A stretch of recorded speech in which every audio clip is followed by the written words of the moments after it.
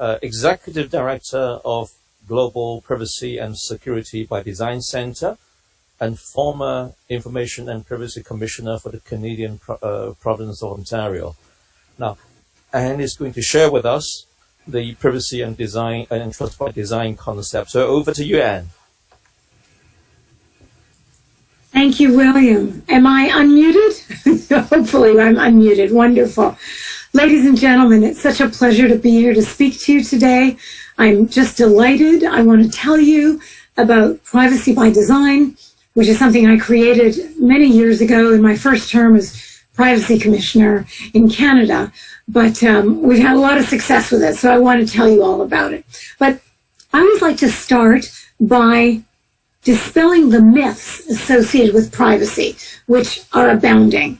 In the next slide, you'll see that's what I always start with. Let's dispel the myths. And then I go on to the first biggest myth in the next slide, which is privacy does not equal secrecy. You know, people say, well, if you have nothing to hide, what's the problem? I always thought that could have been the motto of the Stasi police in the Third Reich, that all of your information is intended to be accessed by the state. And if you're a law-abiding citizen, what's the problem? The problem is that's not what freedom is about. Privacy is all about freedom, which hinges on control. In the next slide, I always say privacy equals control. And then in the next slide, it's about personal control. You, the individual, get to decide how you want your information used and to whom you wish to have it disclosed. User control is absolutely critical. The user must have the freedom of choice to decide how to use their information and to whom they wish to share it with. The Germans have a wonderful term for this called informational self-determination. That is the individual who must determine the fate of his or her personal information. I love that. And the reason for that is quite simple. Context is key. Only the individual knows the context associated with their data. So they're the only ones who could decide, is this sensitive, is it not? Do I want to share it with everyone? Do I not? It has to be a decision made by the individual. And in the next slide, I point to the most important aspect of privacy, that it's essential to freedom. It forms the foundation of our freedom. It's a necessary condition for prosperity and well-being. You see, all the blue sky thinking, innovation, creativity, and the resulting prosperity of a society requires freedom. And you can't have that without privacy as its essence. You wouldn't be able to have human rights, property rights, civil liberties. With these, I call these the conceptual engines of innovation and creativity. They wouldn't exist in any meaningful manner if you didn't have privacy. And surveillance is the exact opposite. It's the antithesis of privacy. A negative consequence of surveillance is usurpation of a person's limited cognitive. The bandwidth, cognitive bandwidth, just shrinks when people think they're being surveilled. People go inward. You have the opposite of wild blue sky thinking and innovation and creativity. You go inwards. I've seen this again and again. And that's why we have to insist upon freedom and privacy. And I'm sorry I use the term cognitive bandwidth. See, I'm a psychologist. That's my background. And that's how I think, is in terms of cognition. How do we express ourselves? And I have to tell you this, I love telling this story about Steve Jobs, the brilliant creator of Apple. He used to buy a new white Mercedes every 6 months, less a day. 6 months less a day, he would take his existing white Mercedes to the dealership and buy a new white Mercedes. And he would keep it for 6 months less a day, and he kept doing this back and forth, back and forth. Why would you do that? Well, in California at that time, you had up to 6 months after you bought a new car to have a license plate placed on your car. And Steve Jobs didn't want a license plate number on his job. He didn't want to be tracked, surveilled. He didn't want people to know this was him. I love that. Unfortunately, after he died, they changed the law. And you have to get a license plate very quickly.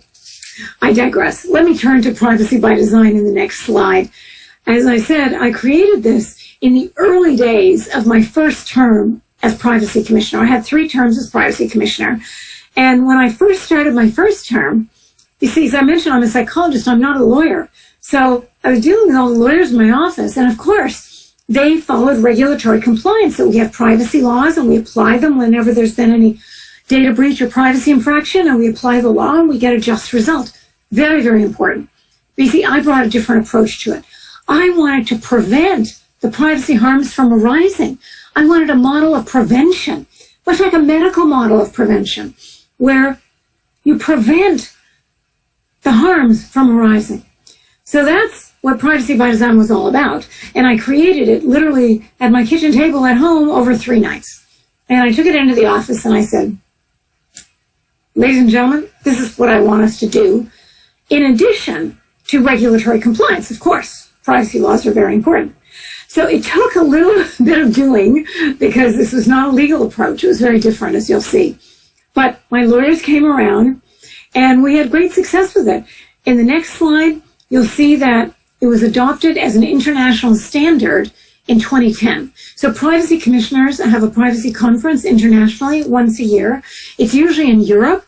In 2010, it was in Jerusalem. And at the end of a 3 or 4 day conference, we have a half-day closed session for just commissioners, no one else. And we're allowed to introduce resolutions at that time. So I introduced a resolution that Privacy by Design be passed as an international standard that would complement regulatory compliance, which is after the harms have arisen. Privacy by Design was intended to prevent the harms. And to my amazement, it was unanimously passed. And the reason I was amazed, as I said, is because, commissioners, privacy commissioners are brilliant. Lawyers, they love applying Section 29, Sub 2, Part A to the fact situation and getting a wonderful resolution. Very, very important. But afterwards, when I spoke to them and I was thanking them and expressed my surprise that there was so much support for Privacy by Design to complement regulatory compliance, they said, that's easy, Anne. The answer is easy. In the next slide, you'll see. They said it's like we are only getting the tip of the iceberg right now in our traditional way of regulatory compliance as commissioners. The majority of privacy breaches are remaining largely unknown, unchallenged, undetected, and that's not acceptable. They wanted to reach the broader base of the iceberg, the problems. And so they said regulatory compliance alone is no longer sustainable as the sole model for ensuring the future of privacy. I was delighted, obviously, and we've had such great success with it. As you'll see in the next slide, it's been translated into 40 languages all over the world. Literally, when I was commissioner, not a week would go by when I wouldn't hear from some jurisdiction telling me what they're doing in their country and how they're applying it. This is just so exciting, and I haven't been able to add to it. But Brazil, as you may know, just passed a privacy law, very strong privacy law, and they're all over Privacy by Design, and I'm giving a talk there in Brazil, well, remotely, of course, because they're all excited about this, so we'll be able to add that as another language. Now, let's go to the next slide. The 2 essentials to Privacy by Design. I've spoken about the first one, which is all about preventing the privacy harms from arising. And in the next slide, I outline these 2 essentials. Prevent the harms, you have to be proactive, and banish zero-sum models. What do I mean by that? In the next slide, I talk about getting rid of the dated win-lose zero-sum model. Zero-sum means you can only have one positive gain in one area, security, always to the detriment of the other area, privacy, so that the 2 total to a sum of 0, plus, minus, win, lose. So yesterday, get rid of that. In the next slide, you'll see I talk about the positive, what I call positive sum, the power of and, privacy and security, business interests and privacy. You can have both, multiple interests. And I spent the greater part of a year right at the beginning talking to data scientists from all around the world and technologists to make sure they could do this, because I wanted to create a win-win scenario, not an either-or versus model.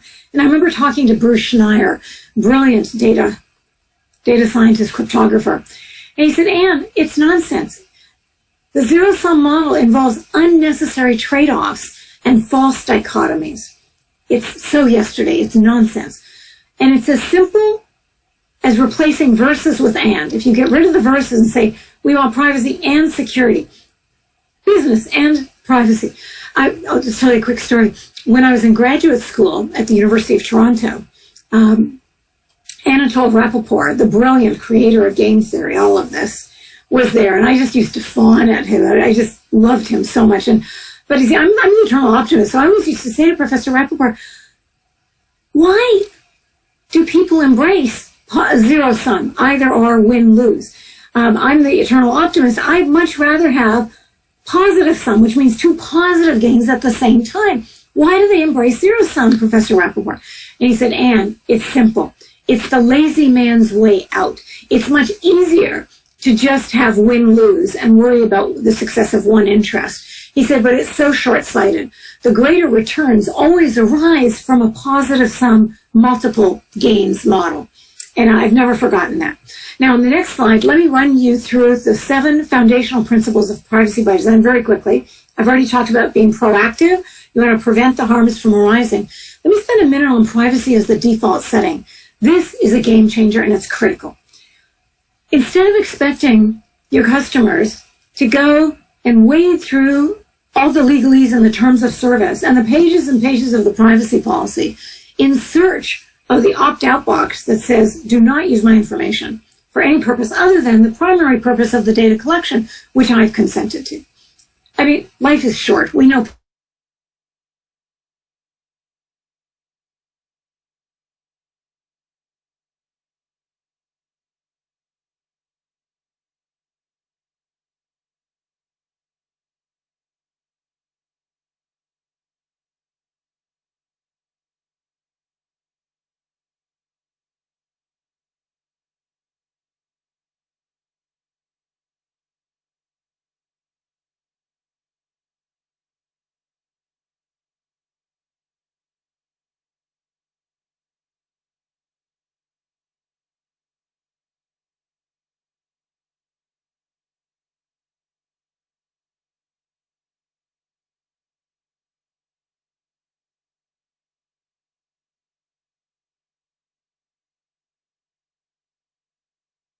Okay, we seem to have lost Anne, so bear with us for a while when we kind of get Anne back online.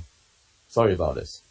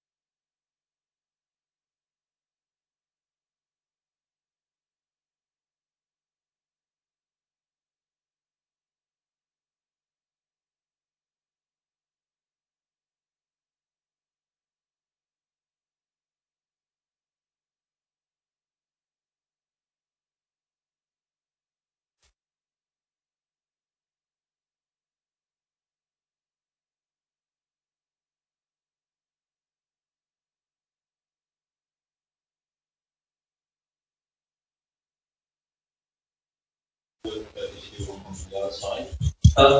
Drummond is still online, and let's actually move on to having a good discussion with us, and then we'll get them.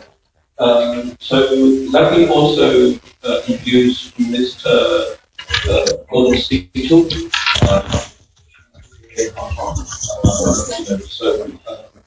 So let's kind of like start the first discussion. So William, I am here. Ironically, I'm actually trying to help Anne restore her. Perfect. And we'll just look for you when you get back, George, okay? Okay. All right. No problem. We'll do that. Okay. I'll stay on here. But I'll okay. You bet. All right.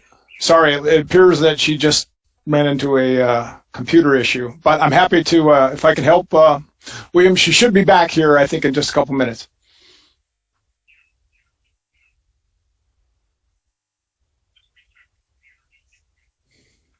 Sounds good.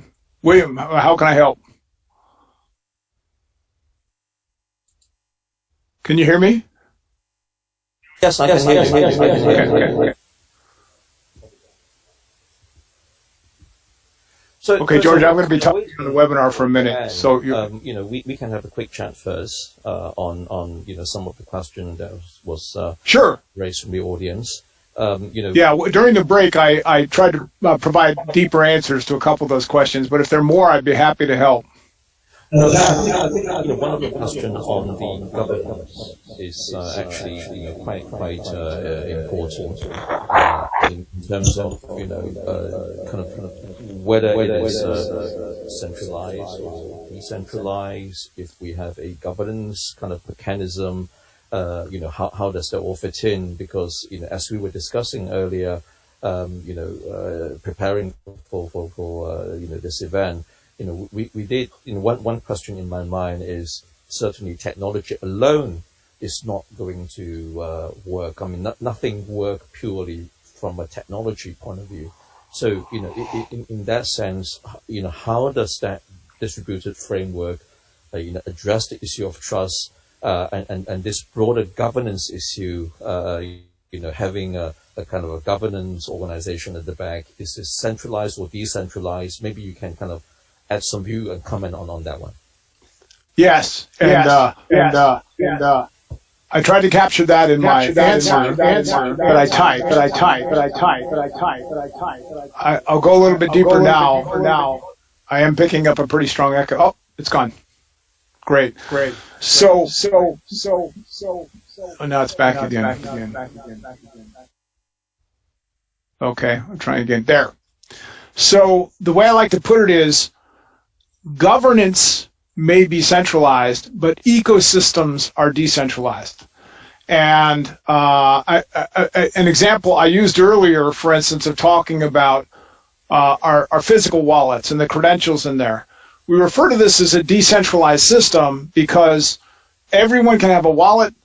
Everyone can, if you want to issue a credential, even your local coffee store can issue you a credential, a coffee loyalty card, right?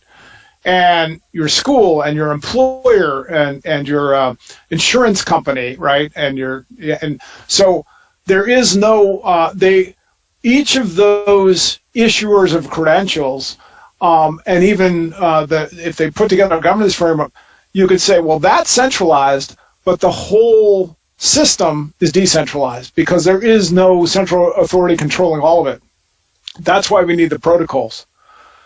Now, in my answer, I also pointed out, and this is exactly what we're seeing at the Trust Over IP Foundation, where I co-chair the Governance Stack Working Group, and we've seen at this point at least a dozen digital trust ecosystems that are coming through. They're members of the foundation, or they're coming to the foundation. They're saying, here's what we want to do. And we love the variety that we're seeing, because sometimes it's a single authority, right? That might be saying, all right, we're going to, we need to control a whole ecosystem like a government, and they're wanting to understand how do they do government ID cards, but with verifiable credentials. That's pretty standard. Then we're seeing consortia come in, right? and want to act on behalf of, and a good example there is GS1. GS1 is one of our associate members. They provide standards on behalf of, hundreds, actually I think it's about 2,500 different companies for global supply chain. They're going to help establish those standards and help them develop governance frameworks, but it won't be centralized. They're all going to be issuers, they're all going to be, but it will be interoperable. And then there are truly fully decentralized systems, which I call, they will be, the governance will be based on reputation. And they will be closer to what some people are calling, trust over IP or third generation social networks. Or trust networks, because they're not necessarily just about that. All of those models work. I know that the picture I showed made it look like, there's a centralized governance authority, but that's only if it's centralized, that's only one instance, right? So that's my answer as to how it really depends on what a trust community needs for its ecosystem.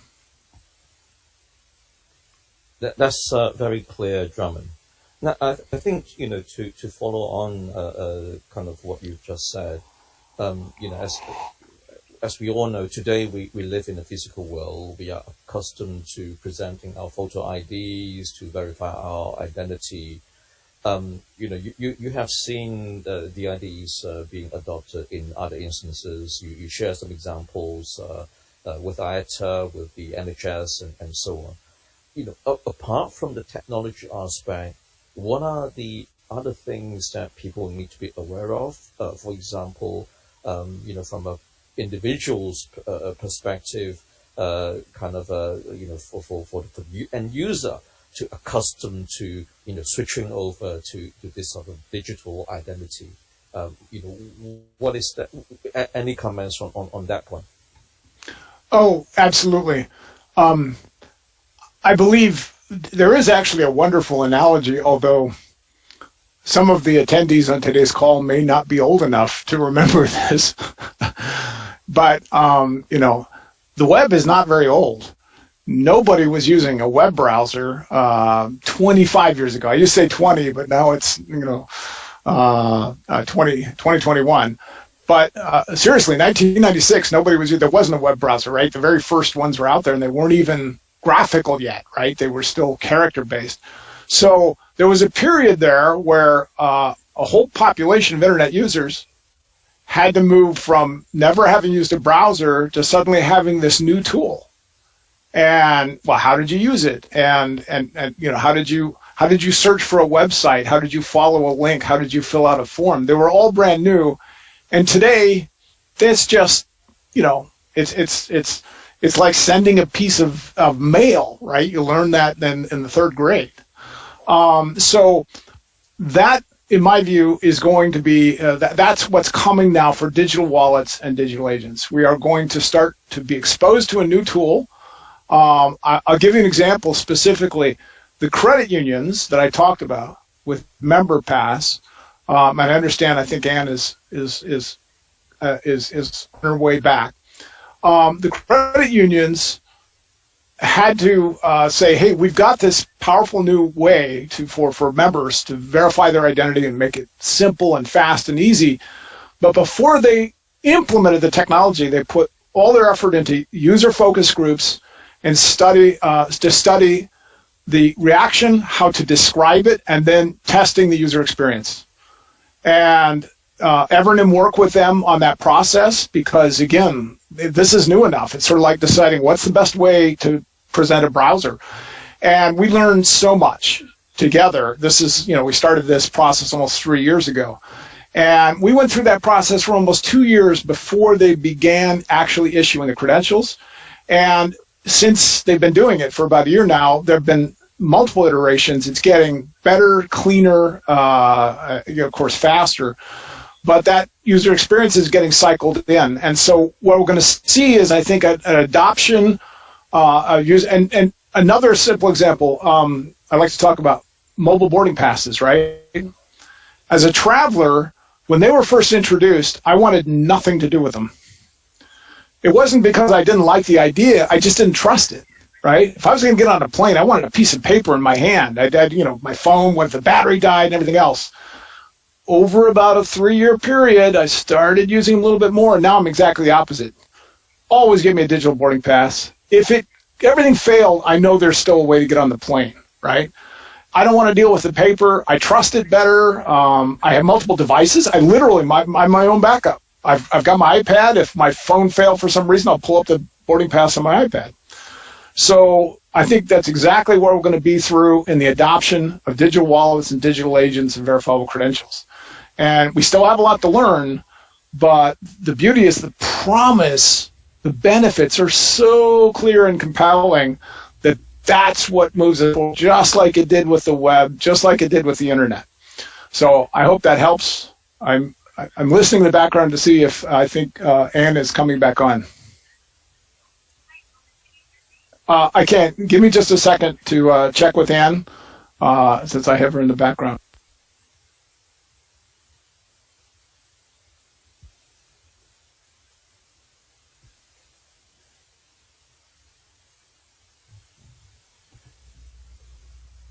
So whilst we are waiting for Anne, let me also introduce... William, I understand that Anne is back. She just has to be, I think, returned to be a panelist. Okay.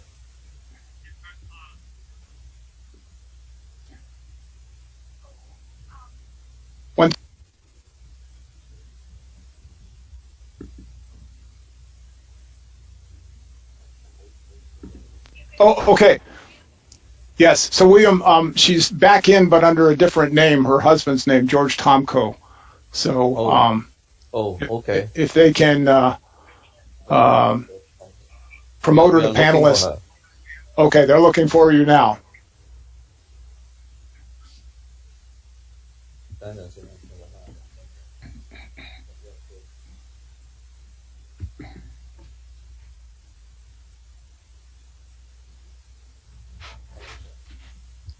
I mean, whilst we are looking for Anne... She's coming on now. She's coming on now? As I understand it, yes. Ah, yes. There she is. Yes. Okay. Excellent. You bet. Hello, Carla. Okay. Hello, William. So may I quickly finish my talk? Good. Over to you, Anne. Okay, thank you so much. And I'll ask you once again, William, to advance the slides. My sincere apologies to everyone. I have no idea how this happened, but it doesn't matter. Okay, so privacy as the default setting is the most important foundational principle because it automatically embeds privacy. You don't have to ask customers to search for privacy, to find it, or anything. It gives you privacy automatically. It's a default setting. The company can only use your personal information for the primary purpose that you consent it to. If they want to use it for some secondary use down the road, they have to come back to you and seek your positive consent again. This is a game changer. I have been told by so many people who have done Privacy by Design certification that this builds trusted business relationships like no other. Okay, I'll go quickly. Embedded in design speaks for itself. If it's part of the design, you don't have to think about it. It's always seamlessly integrated into your operations. I've already spent a lot of time on full functionality, positive sum, multiple positive gains, not the either or of zero sum. Let me just talk about security for a moment. While the term privacy subsumes a much broader set of protections than security alone, in this day and age of daily hacking and phishing expeditions, if you don't have a solid foundation of privacy from end to end a solid foundation of security from end to end with full life cycle protection, you're not going to have any privacy. You have to start with a very solid foundation of security and build on top of that. Visibility and transparency, it's key because I always tell companies and governments, it's not your personal information. You may have custody and control of someone's personal information, but it doesn't belong to you. It belongs to the individual, the data subject. So give them a right of access to their data and have that transparency and visibility. But what companies have also told me is how much they benefit from doing this because they said, look, we got thousands of pieces of information on thousands of customers. we don't know what's accurate and what's not and what's dated, but the minute you allow individuals access to their own data, they know like that if it's no longer accurate or it doesn't work anymore, and they'll correct it. And the quality of the data you have will be far greater, always. And respect for user privacy, we could have started with that as the first one. When you keep it user-centric, all of this flows from there. Now, I'm going to go very quickly because I know I've lost so much time. I apologize. Just in case you think, well, maybe this is interesting, but you can't really do it in the real life, right? Wrong. In the next slide, William, if you could kindly advance it to the next slide, we show that you can operationalize privacy by design. It's absolutely doable. And what I did, oh, not again. George, can you hear me? Yeah, no, you're fine, Ann. We hear you. Everything's good. Okay, and you can see me? Because I can't see you anymore. As long as you can see me. Okay, fine. No problem. So operationalizing privacy by design is a compilation of 22 papers.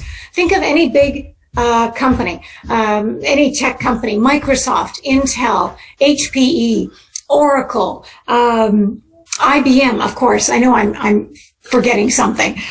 We did papers with all of them on all of these areas, biometrics, smart meters, NFCs, RFIDs, to show people this is in fact doable. All of these companies made this real. So in the next slide, you'll see also that a lot of companies like this, JIPDEC, the Japanese Information Processing Development Center, sent me a letter at the end of my last term as a privacy commissioner.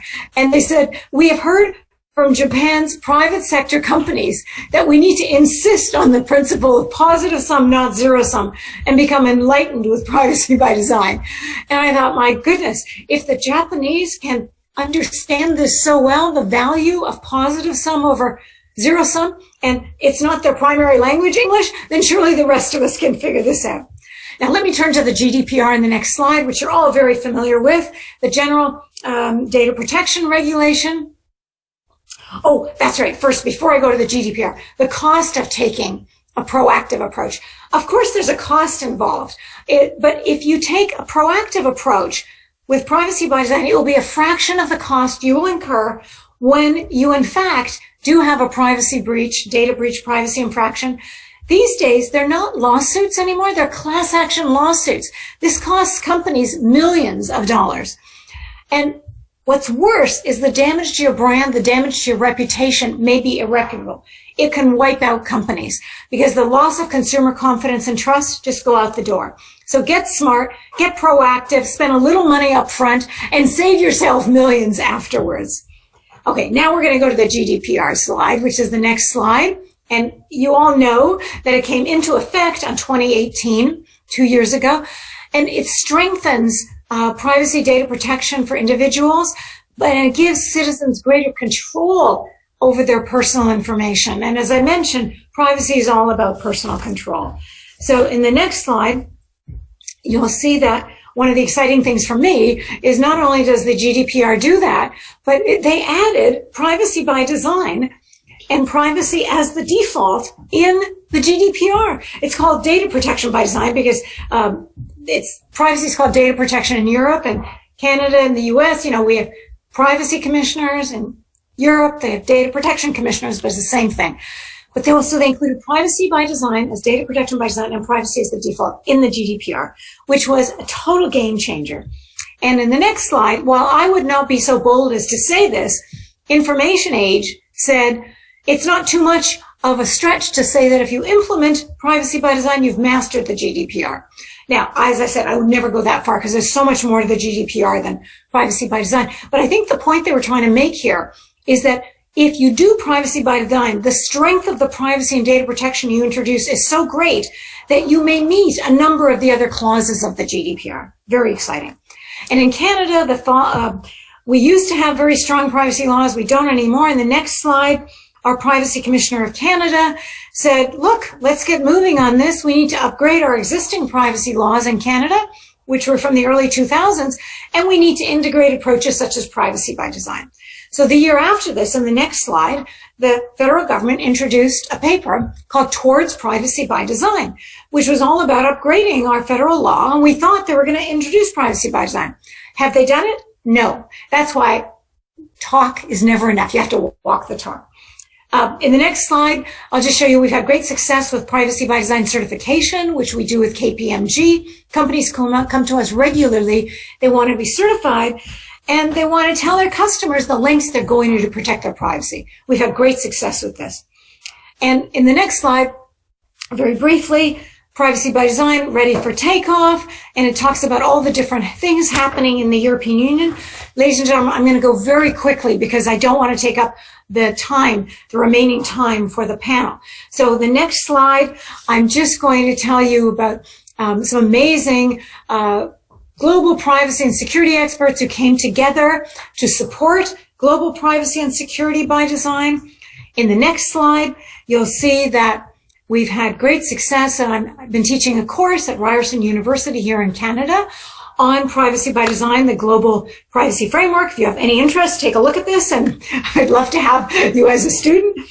And in the next slide, you'll see that I'm also offering a new course starting this year called Trust by Design.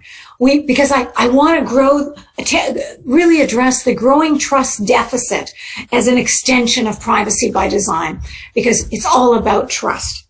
Okay, let me end by talking about decentralization of identity. In the next slide, and in the next slide after that, you'll see that I talk about the enormous harms that arise from centralized databases containing all of our personal information, which can be used by third parties, unauthorized third parties, whereas decentralization of identifying information returns control back to the data subject, to the individual, which is, as I keep saying, where privacy belongs, with the individual. In the next slide, I've talked about the Decentralization Identity Foundation. There's a Decentralized Identity Foundation consisting of all the major companies, IBM, Microsoft, Intel, Evernym, of course. And then in the next slide, I talk about Microsoft, DID, because I've been doing some work with Microsoft, and I just have them top of mind. And it reinforces my views where they say every person has a right to an identity that they own and control, one that securely stores elements of their digital identity and preserves their privacy. Beautiful. And in the next slide, I say, which should be obvious by now, that policy is not enough. Requiring users to learn how to protect their privacy through the policy, it's not practical, it's not convenient, it's asking way too much of individuals. Technical means are required to ensure that privacy exists strongly beyond reliance on policy alone. In the next slide, I compare decentralized identity to privacy by design, and that's what Microsoft did. They've embedded it, and Principle 3, DID has embedded privacy into its entire design. In the next slide, I also talked about how important privacy as the default is principle number 2. As I said, this is probably the game changer, the biggest game changer, because it means that privacy is automatically embedded into one's programs and offerings. No one has to ask for it. It's automatically there, embedded in one's design. Doesn't require any search, any initiation, nothing. You always have it. In the next slide, I talk again about privacy as the default, and that this is the essence of Microsoft's DID. Privacy is baked into every feature of decentralized identity as the default setting. In the next slide, I talk about the obvious, the strength of decentralized identity, user empowerment and personal control. This is huge. In the next slide, I always say no to false trade-offs. Get rid of zero-sum, either or, win-lose, and embrace positive-sum win-win. Decentralized identity and privacy. In the next slide, I also talk about end-to-end security. This is absolutely critical, as I'm sure you all are aware of. In the next slide, I talk about privacy as control, which needs no explanation. Privacy as control in the next slide is all about, instead of granting broad consent to, countless apps and services and spreading one's identity all over, individuals need a secure, encrypted digital hub where they can store their own identity data and easily control access to it. In the next slide, I talk about verifiable credentials and how important this is as a service. Verifiable credentials are absolutely critical. In the next slide, I talk about all the companies that are doing this. IBM has Verity credentials, transforming digital identity into decentralized identity. In the next slide, I talk about one of my favorite companies, Evernym, the world's leading platform for verifiable credentials. They build and deploy self-sovereign solutions. Self-sovereign identity is essential here. And Drummond Reed makes this rock. I mean, he walks the talk. He does this. He has grown this dramatically. And he is one of the world's leaders in this area. And I applaud his work. So I'm going to wrap it up very quickly. In the next slide, I just talk about there's growing support in the analyst community for decentralized identity and verifiable claims, and people are preparing for decentralized digital identity, blockchain ID, self-sovereign identity solutions, etc. So let me end, ladies and gentlemen, in the next slide by just asking you to think of decentralization of identity as the way forward to ensure that individuals remain in control of their digital identity. Self-sovereign identity, self-owned identity, very, very important. And we can do this. We have to seamlessly integrate it into our lives, giving us full control over how our identity and data accessed and used. DID reflects the essence of privacy by design, proactively embedding privacy as the default into the design of DID. And it marries, you can decentralize identity, marry it to privacy by design, makes it a win-win. In the next slide, ladies and gentlemen, I want to thank you very much for your time. This is how you can contact me. I know I've had to go very quickly, and I sincerely apologize for that. I'll be here for the next session, the panel, and here's how you can contact me if you have any questions, or if you want to follow me on Twitter. I tweet every morning. It'd be wonderful to see you. Thank you very much.